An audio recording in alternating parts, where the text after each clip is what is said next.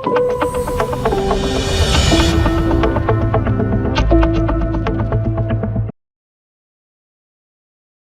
3 வருஷத்துக்கு உள்ள முதலீடு பண்ணணும் அப்படின்னா பங்குச்சந்தை சார்ந்த முதலீடா இல்லாம இந்த கடன் சார்ந்த முதலீடுகள் அப்படிங்கறதுல பண்ணலாம். ஒரு சில டைம்ல கோல்டு நல்லா பெர்ஃபார்ம் பண்ணும், ஒரு சில டைம்ல கடன் சார்ந்த மியூச்சுவல் ஃபண்ட் நல்லா பெர்ஃபார்ம் பண்ணும், ஒரு சில பீரியட்ல பங்குச்சந்தை சார்ந்த மியூச்சுவல் ஃபண்ட்ஸ் நல்லா பண்ணும். பணம் டபுள் ஆகுறதுன்றது இந்த 7 வருஷம் அப்படிங்கிறது ஒரு 10% வருமானம் வந்ததுன்னா பணம் 7 வருஷத்துல டபுள் ஆகும். இதுவே ஒரு 5 வருடத்திலேயே டபுள் ஆகணும் அப்படின்னாக்க கிட்டத்தட்ட 14% ரிட்டர்ன் வந்தாதான் உங்களுக்கு டபுள் ஆகும். இப்போ பாத்தீங்கன்னா இந்த கடந்த 2 வருடங்களா பாத்தீங்கன்னாக்க ஒரு பெரிய அளவுல பங்குச்சந்தையில வருமானம் இல்லை. கடந்த 5 வருடங்களா பாத்தீங்கன்னா இப்போ ஒருத்தர் 2020ல முதலீடு பண்ணியிருக்காரு, இப்போ 5 வருடம் முடிஞ்சிருச்சு. ஸோ இந்த 5 வருட வருமானம் அப்படின்னு பார்க்கும்பொழுது கிட்டத்தட்ட 14-15% வருமானம் வந்துருக்கு. இந்த மாதிரி சமயங்கள்ல லம்சமா முதலீடு பண்ணாம இதை ஒரு STP சொல்லுவோம், சிஸ்டமேட்டிக் ட்ரான்ஸ்ஃபர் பிளான். ஸோ கிட்டத்தட்ட அடுத்த 24 வாரங்கள், அதாவது 6 மாதங்களுக்கு இந்த முதலீட்டை பண்ணும் பொழுது சிறந்ததா இருக்கும். எப்பப்பெல்லாம் உங்களுக்கு மார்க்கெட் கீழே இருந்தோ அப்பெல்லாம் உங்களுக்கு அதிக யூனிட்ஸ் கிடைக்கும். மார்க்கெட் ஏறும்பொழுது முன்னாடி இன்வெஸ்ட் பண்ணதோட அமௌண்ட் ஜாஸ்தியாக. ஆதன் பிசினஸ் நேயர்களுக்கு வணக்கம். இன்னைக்கு நம்ம கூட வேலட் வெல்த்தினுடைய ஃபவுண்டர் ஸ்ரீதரன் அவர்கள் தான் ஜாயின் பண்ணிருக்காங்க. வாங்க பேசலாம். வணக்கம் சார். வணக்கம். எப்படி சார் இருக்கீங்க? நல்லா இருக்கேன். சரி, இப்போ மியூச்சுவல் ஃபண்ட் அப்படின்னாலே ஒரு லாங் டேர்ம் இன்வெஸ்ட்மெண்ட்டாக தான் எல்லாருமே பார்க்குறாங்க. ஸோ ஷார்ட் டேர்முக்கு மியூச்சுவல் ஃபண்ட் அணுகலாமா? ஷார்ட் டேர்ம் அப்படின்னு வரும்பொழுது உங்களுக்கு மியூச்சுவல் ஃபண்ட்ஸ்லேயே நிறைய பலவிதமான மியூச்சுவல் ஃபண்ட்ஸ் வகைகள் இருக்கு. அது பங்குச்சந்தை சார்ந்ததாக இருக்கலாம், இல்லைன்னா கடன் சார்ந்த மியூச்சுவல் ஃபண்ட்ஸ் இருக்கு, அதுக்கப்புறம் கோல்டு மியூச்சுவல் ஃபண்ட்ஸ் இருக்கு. ஸோ இதில் ஷார்ட் டேர்ம் அப்படின்னு வரும்பொழுது ஒரு 3 வருஷத்துக்கு உள்ள முதலீடு பண்ணணும் அப்படின்னா பங்குச்சந்தை சார்ந்த முதலீடா இல்லாம இந்த கடன் சார்ந்த முதலீடுகள் அப்படிங்கறதுல பண்ணலாம். ஸோ ஒரு 3 வருஷத்துக்குள்ள இருக்கிறவங்க கடன் சார்ந்த முதலீடு அப்படின்னு பண்ணும்பொழுது அதுல என்ன மெயின் அட்வான்டேஜ் அப்படின்னு பாத்தீங்கன்னா, எந்த நேரத்திலையும் அவங்க பணத்தை வித்ட்ரா பண்ணிக்க முடியும். கடன் சார்ந்த மியூச்சுவல் ஃபண்ட்ஸ்ல முதலீடு பண்ணும்பொழுது அவங்களுக்கு வருமானம் அப்படிங்கிறது ஒரு 6-7%, ஒரு சில இதுல 8% வரைக்கும் வரதுக்கு உண்டான வாய்ப்புகள் இருக்கு. ஸோ அதனால பங்குச்சந்தை சார்ந்த முதலீடு அப்படின்னு வரும்பொழுது லாங் டேர்மா எடுத்துக்கணும். கடன் சார்ந்த முதலீடு அப்படின்னா அது ஷார்ட் டேர்முக்கு யூஸ் பண்ணலாம். இப்போ நீங்க சொன்ன மாதிரி 7 to 8%னா எஃப்டிலையுமே அதே பர்சன்ட் தானே சார் கிடைக்குது? எஃப்டில அப்படின்றத பொறுத்த வரைக்கும் என்ன அப்படின்னு பாத்தீங்கன்னா, அதுல என்ன டிஸ்அட்வான்டேஜ் அப்படின்னா, நீங்க அத ஒரு லாக்இன் மாதிரி நீங்க பண்ணிடுங்க. அதாவது 1 வருஷம் 2 வருஷம் அந்த மாதிரி. இதுல என்ன மெயின் அட்வான்டேஜ் அப்படின்னு பாத்தீங்கன்னா, இது லாக்இன் அப்படிங்கிறது கிடையாது. எந்த நேரத்திலையும் நீங்க இதுல இருந்து வெளியில வரலாம். அதே மாதிரி இன்னொரு பெரிய அட்வான்டேஜ் என்ன அப்படின்னு பாத்தீங்கன்னா, பார்ஷியலாவும் இதுல இருந்து வெளியில வரலாம். அதாவது இப்போ ஒரு 5 லட்சம் ரூபாய் முதலீடு பண்றேன், நீங்க எஃப்டி அப்படின்னா 3 வருஷத்துக்குன்னா 3 வருஷத்துக்கு அந்த பணத்தை வெளியில எடுக்க முடியாது. இதுவே இதுல பொறுத்த வரைக்கும் பாத்தீங்கன்னாக்க உங்களுக்கு ஒரு 5 லட்சம் ரூபாய் இன்வெஸ்ட் பண்ணிட்டு எனக்கு ஒரு 50,000 ரூபாய் தான் சடனா வேணும் அப்படின்னா அந்த 50,000 மட்டும் நம்ம வித்ட்ரா பண்ணிக்க முடியும். எஃப்டில அந்த ஃபெசிலிட்டி இல்லை. ஏன்னா நீங்க எஃப்டியை கம்ப்ளீட்டா பிரேக் பண்ணிட்டு எடுக்கிற மாதிரி இருக்கும். அந்த பிரேக் பண்ணும்போது உங்களுக்கு அதுல பெனால்ட்டி அந்த மாதிரி கேசஸ் வரும். இதுல பெனால்ட்டி அந்த மாதிரி எதுவும் கிடையாது. ஓகே, இப்போ நீங்கள் சொன்ன மாதிரி 3 இயர்ஸ்க்குள்ள அப்படின்னா டெட் ஃபண்ட்ஸ் போகலாம். இப்போ 5 to 7 இயர்ஸ்க்குள்ள அப்படின்னா மியூச்சுவல் ஃபண்ட்ஸ்க்குள்ள வரலாமா? கண்டிப்பா. ஒரு 5 வருடத்திலிருந்து 7 வருடம் அப்படின்னு வரும்பொழுது பங்குச்சந்தை சார்ந்த முதலீடு, அதாவது 5 வருஷத்திலிருந்து 7 வருஷமும் ஒரு அசட் அலோகேஷன், அதாவது ரிஸ்க் அப்படிங்கிறது எல்லாத்துலயுமே இருக்கு. ஸோ அதை டைவர்சிஃபை பண்ணி உங்களுக்கு பங்குச்சந்தை சார்ந்த முதலீடுல 1%, கடன் சார்ந்த முதலீட்டுல 1%, கோல்டு இல்லைன்னா சில்வர் சார்ந்த முதலீடுகள்ல 1% வச்சிருக்கிறது ஆல்வேஸ் பெட்டரா இருக்கும். ஓகே, இப்போ நிறைய பேர் மியூச்சுவல் ஃபண்ட்குள்ள வராம இருக்கிறதுக்கு காரணம் ஒரு லாங் டேர்ம் இன்வெஸ்ட்மெண்ட். என்னால் 10 வருஷம் 20 வருஷம்லாம் வெயிட் பண்ண முடியாது அப்படின்ட்டு.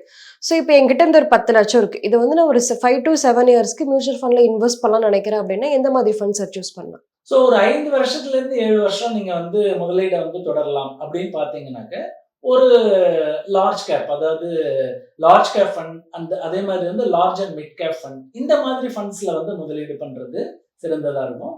ஒரு 7 வருஷத்துக்கு மேல முதலீடு பண்றாங்கன்னா ஒரு மிட் கேப் சார்ந்த பங்குச்சந்தையில மியூச்சுவல் ஃபண்ட்ல முதலீடு பண்றது சிறந்ததா இருக்கும்.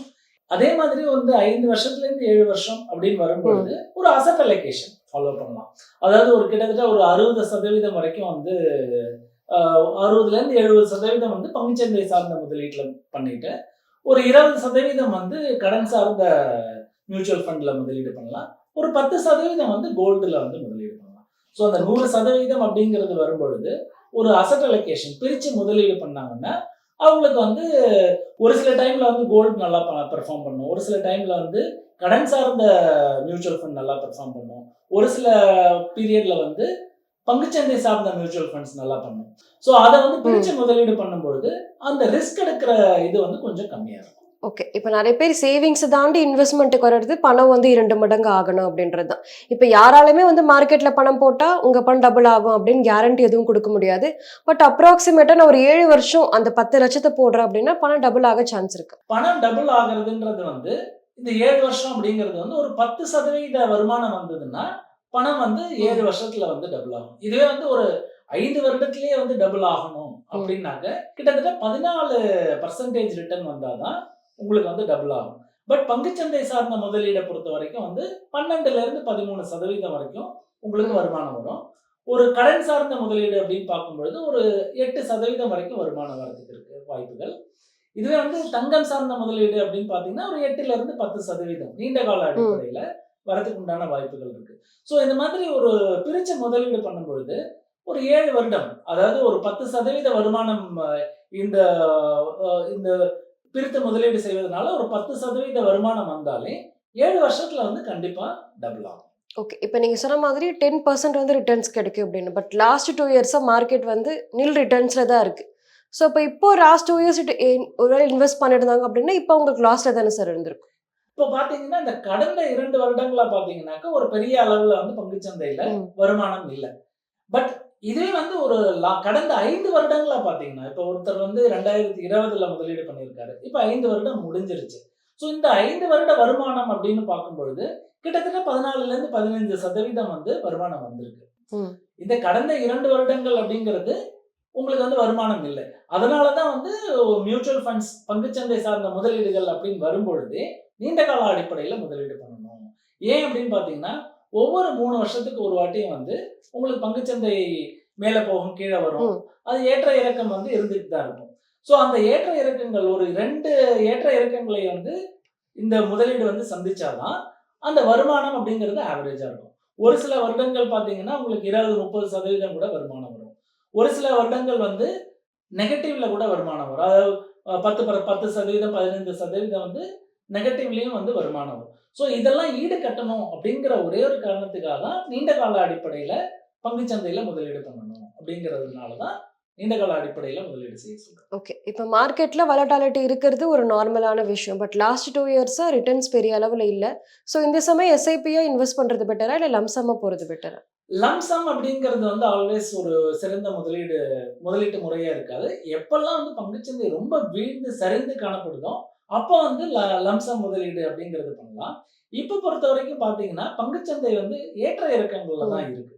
ஸோ அதனால வந்து இந்த மாதிரி சமயங்கள்ல வந்து லம்சமா முதலீடு பண்ணாம இதை வந்து ஒரு எஸ்டிபி அப்படின்னு சொல்லுவோம், சிஸ்டமேட்டிக் டிரான்ஸ்ஃபர் பிளான். ஸோ கிட்டத்தட்ட ஒரு அடுத்த ஒரு 24 வாரங்கள், அதாவது 6 மாதங்களுக்கு வந்து இந்த முதலீட்டை வந்து பண்ணும் பொழுது சிறந்ததா இருக்கும். ஓகே. எஸ்ஐபியும் வந்து ஒரு மிகச்சிறந்த முதலீடு. ஏன்னா எஸ்ஐபிக்கு வந்து நீங்க டைமிங் பார்க்கணும் அப்படிங்கிற நெசசிட்டி கிடையாது. எஸ்ஐபியை பொறுத்த வரைக்கும் நீண்ட கால அடிப்படையில எப்பப்பெல்லாம் வந்து உங்களுக்கு மார்க்கெட் கீழே இறங்குதோ அப்பெல்லாம் வந்து உங்களுக்கு அதிக யூனிட்ஸ் கிடைக்கும்.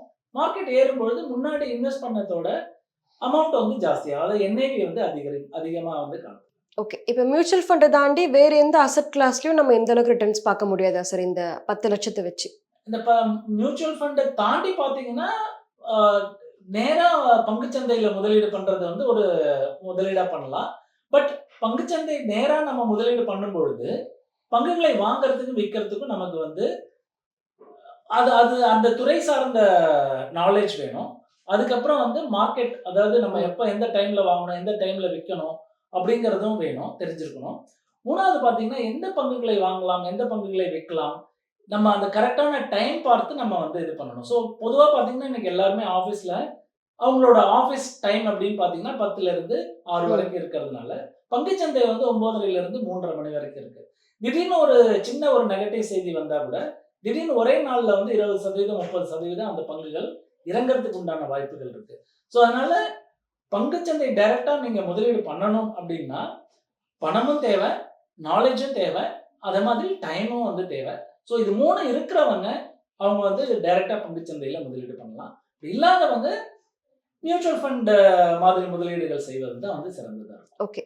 இப்ப நீங்க சொன்ன மாதிரி ஒரே நாள்ல கூட மார்க்கெட் வந்து 30% கிராஷ் ஆகும். ஸோ இந்த பட்ஜெட் அப்பவே நம்ம வந்து பார்த்திருக்கோம். ஒரு 20,000 பாயிண்ட்ஸ் வந்து 2,000 பாயிண்ட்ஸ் வந்து சென்செக்ஸ் வந்து விழுந்தது. அப்புறம் 2 டேஸ்ல வந்து ரெக்கவர் ஆயிடுச்சு. நம்ம ட்ரேட் டீல் சைன் பண்ணியிருக்கோம். ஆனா எஃப்ஐஐஸ் இன்னுமே வெளியே போயிட்டு தான் இருக்காங்க. இனிமேல் எஃப்ஐஐஸ் உள்ள வரதுக்கு வாய்ப்பு எதுவும் இருக்கா சார்? எஃப்ஐஐஸ் வந்து உள்ள வரதுக்கு உண்டான வாய்ப்புகள் வந்து அதிகமா தான் நான் வந்து பார்க்குறேன். ஏன் அப்படின்னு பார்த்தீங்கன்னா, பொதுவா வந்து இந்திய பங்குச்சந்தையில அவங்களோட முதலீடு வந்து கிட்டத்தட்ட 20% மேல தான் வந்து எல்லா டைம்லயும் இருந்திருக்கு. ஸோ எப்பப்பலாம் அது 20% கீழ போகுதோ, அப்போ வந்து எப்ப வேணாலும் அவங்க வந்து வரலாம். அப்படிங்கிறது தான் வந்து ஒரு ஒரு இது ஒரு அறிகுறி.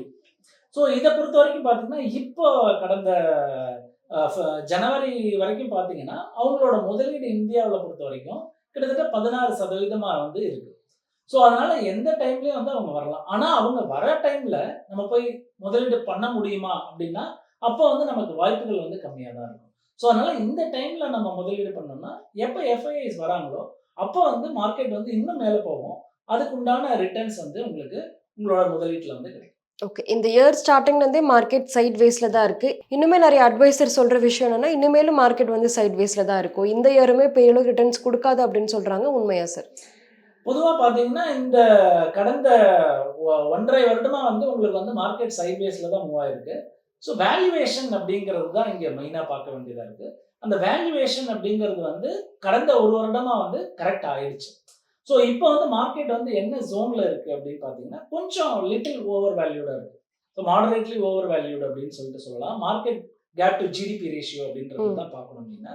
ஸோ அதை பொறுத்த வரைக்கும் வந்து கொஞ்சம் ஓவர் வேல்யூடா இருக்கு. மேபி இன்னொரு 6 மந்த்ஸ் பார்த்தீங்கன்னா, இதோட வேல்யூவேஷன் வந்து கரெக்ட் ஆகி, அதாவது அந்த வாங்கக்கூடிய நிலை அப்படிங்கிறது வந்து ஒரு 6 மாசம் கழிச்சு வரலாம். ஸோ அப்போ வந்து பார்த்தீங்கன்னா, எல்லா முதலீட்டாளர்களும் வந்து முதலீடு செய்ய ஆரம்பிப்பாங்க. அப்போ வந்து பங்குச்சந்தை மேல உயர்றதுக்கு உண்டான வாய்ப்புகள் இருக்கு.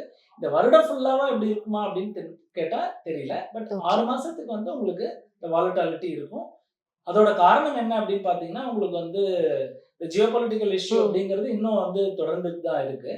இதை தவிர ஒரே ஒரு இது என்ன அப்படின்னு பார்த்தீங்கன்னா, இந்த ட்ரேட் டீல் முடிஞ்சது வந்து ஒரு பாசிட்டிவ் சைன். சாதகமா வந்து பார்க்கணும். ஓகே. இப்போ நெக்ஸ்ட் நம்ம கோல்டு சில்வருக்கு வந்தோம் அப்படின்னா, சில்வர் ரொம்பவே வொலடைல் கண்டிப்பா வந்து கிராஷ் வரும்னு முன்னாடி நிறைய டைம் சொல்லியிருந்தோம். இப்போ சில்வர் வந்து 4 லட்சத்துலேருந்து 2 லட்சம் தாண்டி வந்து போயிட்டு இருக்கு. ஸோ சில்வர் வந்து கிட்டத்தட்ட 30%க்கு மேல வந்து விழுந்திருக்கு. எப்படி சார் பார்க்குறீங்க? ஸோ சில்வர் வந்து எதிர்பார்த்த மாதிரி தான். அதாவது அது 4 லட்சத்தை தொடும்போதே நம்மளும் வந்து பேசியிருந்தோம். ஸோ சில்வர் வந்து கண்டிப்பா வந்து விலை இறங்கும் அப்படின்னு சொல்லிட்டு. இன்னைக்கு பார்த்தீங்கன்னா கிட்டத்தட்ட ஒரு 40% வரைக்கும் அது இறங்கி தான் வந்து காணப்பட்டிருக்கு.